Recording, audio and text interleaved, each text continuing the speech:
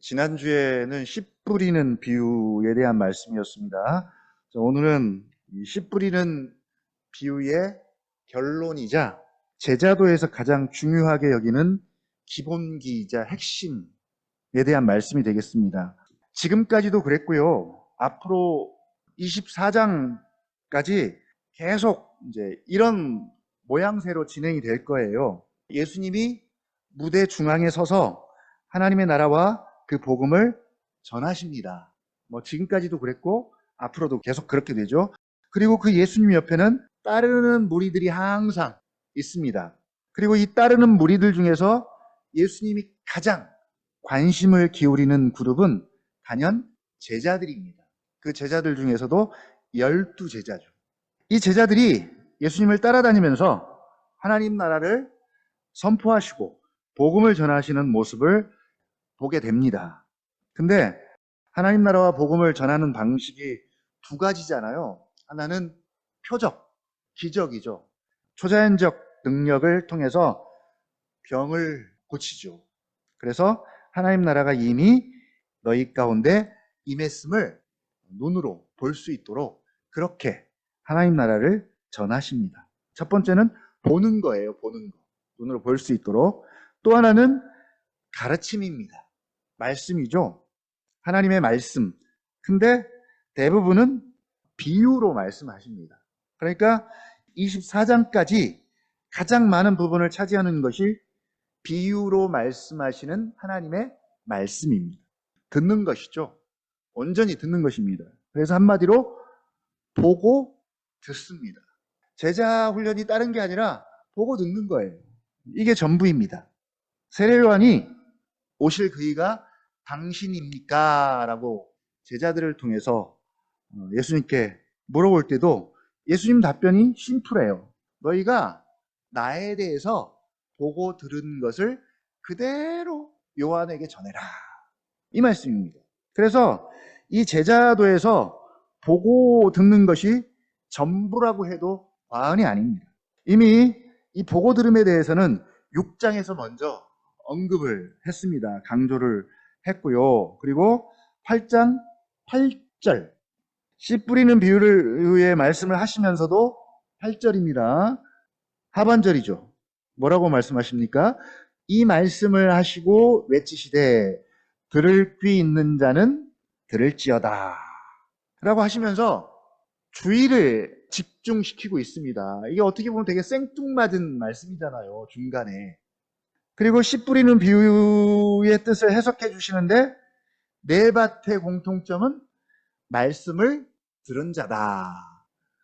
말씀을 들은 자입니다. 그런데 같은 말씀, 동일한 말씀을 들었으면 그 결과가 어느 정도 비슷하게 나와야 되는데 문제는 너무 다양한 방식으로 결과가 나타난다는 것이죠. 일단 씨에는 문제가 없어요. 씨는 네 밭이 다 똑같습니다. 밭이 문제죠. 씨가 떨어진 밭의 상황 때문에 밭의 특성상 이런 다양한 결과들이 도출이 됩니다.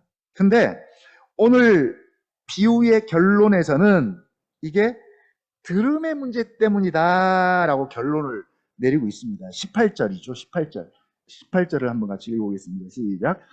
그러므로 너희가 어떻게 들을까 스스로 삼가라. 누구든지 있는 자는 받겠고 없는 자는 그 있는 줄로 아는 것까지도 빼앗기리라 하시니라. 예. 어떻게 들을까? 어떻게 들을까? 앞으로 24장까지 계속 비유로 말씀하시되입니다. 혹은 가르치시되, 예수님이 가르치시되, 혹은 비유로 말씀하시되라고 계속 그렇게 기록합니다. 그러면 듣는 자들의 입장에서는 어떻게 들을까가 가장 중요한 문제가 되는 것이죠. 동일한 말씀을 들었는데 결과는 네 가지로 나타났어요. 물론 더 많아요. 많은데 이 네 가지만 이렇게 딱 말씀하십니다. 다양성이죠. 네 가지니까 사실 굉장히 다양합니다. 좋은 거예요. 사실은 이 다양성이 되게 좋은 겁니다. 풍성하게 하고 아름답게 합니다. 몸은 하나이지만 지체는 다양합니다. 다양한 사람들이 이렇게 모여서 한 공동체를 이루죠. 근데 여기서의 다양성은 좋은 의미의 다양성은 아니죠. 좋은 밭 말고는 다 비극적인 결과를 초래하고 있습니다. 그러니까 말씀에 대한 반응과 결과만큼은 다양성을 열어놓지 않아요. 그래서 어떻게 들을까, 어떻게 들어야 하는가가 아주 중요합니다. 그래서 뭐라고 말씀합니까? 어떻게 들을까? 스스로 삼가라. 이 스스로 삼가라는 의미는 일반적으로는 주의를 기울이고 조심해라, 뭐 그런 의미도 있지만 여기서는 훨씬 더 적극적인 의미예요. 인지해라, 봐라, 알아차려라. 비유로 계속 말씀하시잖아요. 그러니까 그 원래의 의미와 뜻이 무엇인지 알아차리고 본래의 의미들을 간파해라. 피상적으로 보지 말고 실상을 봐라. 들어라. 들을 귀를 가져라. 귀를 가지고 알아보라는 거예요. 알아차리라는 거죠. 그래서 계속 강조합니다. 들을 귀 있는 자는 들을지어다. 계시록도 똑같이 강조하죠. 성령이 교회들에게 하시는 말씀을 들을지어다. 자, 듣고 계십니까? 교회들에게 하시는 말씀을 이제 3번 했는데 듣고 계세요? 들을 귀가 있습니까? 잘 듣고 계십니까? 혹은 어떻게 듣고 계십니까? 어떻게? 듣기 위해서 얼마나 애를 많이 쓰고 계세요? 제가 지난주에 처음으로 남성 목장을 방문했습니다. 그래서 장로님이 잠깐 일상 이야기를 나눠주셨는데 거처를 옮겨서 홀로 지내면서 좋은 점 중에 하나를 말씀을 해주셨어요. 성경 말씀을 크게 틀어놓고 계속 반복적으로 들을 수 있어서 너무 좋았다, 좀 좋다라는 장점을 이야기해 주셨습니다. 홀리하시죠? 하나님의 말씀을 듣기 위해서 얼마나 노력을 하십니까? 또 장로님뿐만 아니라 또 우리가 개별적으로 옛날에 최성원이 필사를 굉장히 열심히 하셨어요. 지금도 하시나요? 아, 끝났습니까? 네. 필사를 왜 하세요? 그거 쓰셔가지고 나중에 가보로 듣기 위해서, 하나님의 말씀을 조금이라도 잘 듣기 위해서. 또 암송 하시는 분들, 저도 사실 암송 되게 하고 싶은데 하려고 노력을 합니다. 자, 암송을 하고 싶으면 어디 가면 되냐면 교도소를 갔다 오면 암송을 이렇게 죄다 하고 오시더라고요. 그러면 성경을 암송해서 나올 수가 있대요. 자, 성경 암송 왜 하려고 해요? 잘 듣기 위해서. 묵상 왜 하십니까? 하나님의 말씀 잘 듣기 위해서. 집중적으로 듣기 위한 시간이잖아요. 네. 어떻게 들을까? 스스로 삼가라라고 말씀하시면서 추가로 하신 말씀이 뭐예요? 있는 자는 받겠고 없는 자는 그 있는 줄로 아는 것까지도 빼앗긴대요. 사실 16절에서 18절의 말씀이 조금 어려워요. 이게 딱딱 잘 떨어지지 않는 말씀입니다. 자, 있는 자, 없는 자. 뭐가 있는 자고 뭐가 없는 자예요? 네, 말씀이 있는 자, 없는 자일까요? 그러면 물어볼게요. 말씀이 있으세요, 없으세요? 없어요? 없으면 있는 줄로 아는 것까지도 다 빼앗긴대요. 뭐 이게 예수님이 그냥 우리 뭐 협박하려고 하신 말씀은 아니잖아요. 뭐가 있는 자고 뭐가 없는 자입니까? 달란트 비유일까요? 지금 어떻게 들을까의 문제니까 있다면 들을 귀가 있는 자쯤 되겠죠. 들을 귀가 있는 자. 없다면 뭐가 없어요? 들을 귀가 없는 자쯤 되겠네요. 들을 귀가 있는 자는 받겠고 뭘 받을까요? 하나님의 말씀을 들을 것이니까 하나님의 말씀과 함께 오는 것들, 하나님의 말씀과 함께 주시는 것들을 받겠고, 그러면 당장 뭘 받겠습니까? 하나님 나라, 하나님 나라를 받겠고, 그 다음에 하나님 나라와 함께 오는 것들, 온갖 은혜들, 혜택들, 유익들 받겠죠. 반대로 들을 귀가 없는 자는 그 있는 줄 아는 것까지도 빼앗긴대요. 이 들을 귀 없는 자들의 대표가 누구예요? 예수님 말씀 듣고도 계속 딴지 걸고 누굽니까? 바리새인들, 서기관들, 종교 지도자들, 한마디로 그들을 뭐라 그래요? 맹인이다. 예수님 맹인이라 그러죠, 그들을. 귀가 있어도 듣지 못하는, 들을 귀 없는 농인이다. 맹인과 농인입니다. 그들을 스스로 하나님의 백성임을 자처하는 그들입니다. 그리고 하나님 나라가 그들의 것이라고 그들이 주장하잖아요. 그런데 그 나라를 빼앗긴대요. 빼앗깁니다. 예.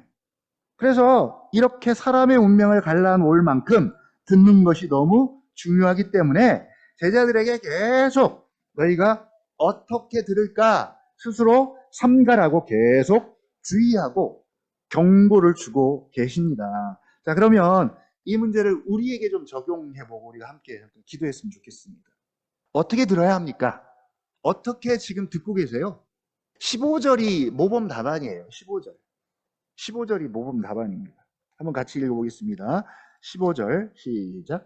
좋은 땅에 있다는 것은 착하고 좋은 마음으로 말씀을 듣고 지키어 인내로 결실하는 자니라. 예. 착하고 좋은 마음. 어떤 마음입니까? 착하고 좋은 마음. 말씀에 대한 그의 태도를 보면 그가 착하고 또 좋은, 이 좋은이 선한이죠. 선한 마음인지 알 수가 있는 것이죠. 말씀에 대한 태도를 보면. 그냥 선천적으로 부드럽고 유순하고 그런 마음이 아니라 말씀에 대해서 어떤 태도와 어떤 입장을 갖고 있느냐라는 것이죠. 말씀에 대한 태도. 사람이 착할 수 있잖아요. 착할 수 있습니다. 그러나 말씀에 대한 그의 태도를 보면 어때요? 그 착한 사람이 아주 막 적대적이고 되게 교만하잖아요. 배척합니다. 착한데 씨가 안 먹혀요. 성경은 이런 사람을 착하다고 말하지 않죠. 말씀에 대해서 열려있고 겸손하고 자기 부인하고 가난한 마음을 가진 사람이 성경에서 말하는 착하고 좋은 마음입니다. 근데 이게 쉽지가 않아요. 베드로를 잠깐 소환할게요. 우리 베드로 어디서 만났습니까? 5장쯤 되겠죠. 베드로가 계속 착하고 좋은 마음으로 말씀을 들었는지는 모르겠어요.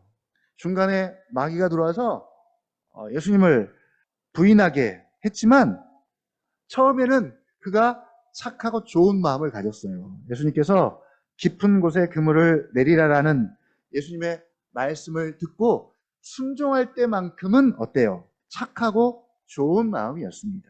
자기의 생각, 자기의 경험, 자기의 그 지식이 있었음에도 불구하고 예수님의 말씀과 충돌하지 않고 또 예수님의 말씀과 자기의 생각과 지식이 맞지 않았음에도 불구하고 자기의 경험과 지식과 전공을 내려놨습니다. 내려놓고 말씀 듣고 말씀에 의지하여 그대로 따르고 순종합니다. 쉽지 않죠. 어려운 일이에요. 그래서 이 순간만큼은 정말 착하고 좋은 마음이었습니다. 자, 그런 착하고 좋은 마음으로 말씀을 듣고 지키어. 말씀을 듣고 지키는 것. 자, 여기까지가 제자도의 핵심이죠. 말씀을 듣는 것만으로는 그 말씀의 운명을, 시의 운명을 장담할 수가 없습니다. 말씀을 듣고 지키는 데까지 가야 됩니다. 듣고 행함의 문제에 대해서 6장에서도 어떻게 비유를 하시냐면 지혜로운 자의 집 짓기를 통해서 이미 말씀을 하셨고요. 그리고 8장 21절 한번 같이 읽어보겠습니다. 8장 21절 시작. 예수께서 대답하여 이르시되 내 어머니와 내 동생들은 곧 하나님의 말씀을 듣고 행하는 이 사람들이라 하시니라. 이게 엄청난 선언이고 가르침이잖아요. 예수님의 어머니와 동생들이 예수님을 찾아왔습니다. 이유는 뭐예요? 이유는 기록하지 않았지만 그간 예수님에 대한 소문을 들었을 거예요. 근데 이 소문이 좋은 소문만 있는 것이 아니라 안 좋은 소문도 있잖아요. 예수님에 대해서. 이때까지만 해도 이 가족들이 예수님이 누구인지 정확히 알지 못했습니다. 아직 가족들도 잘 모릅니다. 특히 나사렛 사람들이 예수님을 인정하기가 정말 어려웠죠. 그래서 선지자가 고향에서는 인정받기가 어렵다는 말씀이 나오는 거예요. 왜 그럴까요? 어릴 적부터 봐왔던 목수 아들 예수. 이 프레임을 벗기기가 너무 어려워요. 목수 요셉의 아들. 절대로 벗어나기가 어렵습니다. 거기다가 가족들은 어떨까요? 가족들. 자기와 같이 한 집에서 계속 지내면서 볼 것, 못 볼 것 다 보고 자랐는데 마리아는 자기가 젖먹여서 키웠고 또 동생들도 함께 뛰놀면서 오랜 시간 동안 지내왔는데 어느 날 갑자기 완전히 다른 사람이 되어버린 것이죠. 거기다가 이상한 소문이 나요. 예수가 미쳤대요. 예수가 귀신 들렸대요. 미치지 않고서는, 귀신 들리지 않고서는 그렇게 할 수가 없다는 거죠. 그래서 예수를 데리러 온 것인지 아무튼 찾아왔습니다. 그때 예수님의 반응이에요. 내 어머니와 내 동생들은 곧 하나님의 말씀을 듣고 행하는 이 사람들이라. 새로운 가족 관계를 선언합니다. 내 가족은 혈육으로 맺은 관계가 아니라, 육체의 피로 맺은 관계가 아니라 하나님의 말씀을 듣고 행하는 자들이다. 이들이 나의 어머니고 형제다라고 말씀하시는 것이죠.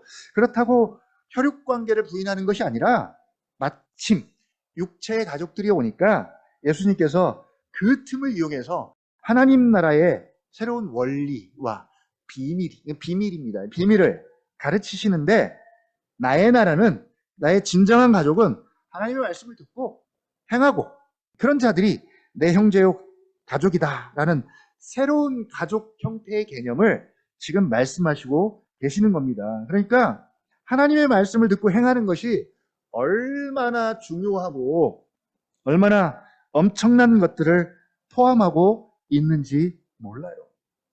가족의 개념이 되게 중요하잖아요.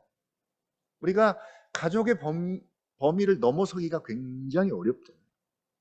그런데 그 가족의 개념, 새로운 가족의 개념을 하나님 나라 차원에서 지금 말씀하고 있는 것입니다. 우리가 하나님의 말씀을 듣고 지키고 행하는 것이 갖고 있는 이 풍성한 의미들, 유익들, 혜택들을 다 알면서 그렇게 지키고 행하면 좋겠지만 사실은 다는 몰라요. 모릅니다. 그러나 분명한 사실은 하나님의 말씀을 듣고 지키는 것이 집을 짓되 깊이 파고 주초를 반석 위에 놓은 사람과 같다라고 예수님은 6장에서 그렇게 말씀을 하고 계시고요.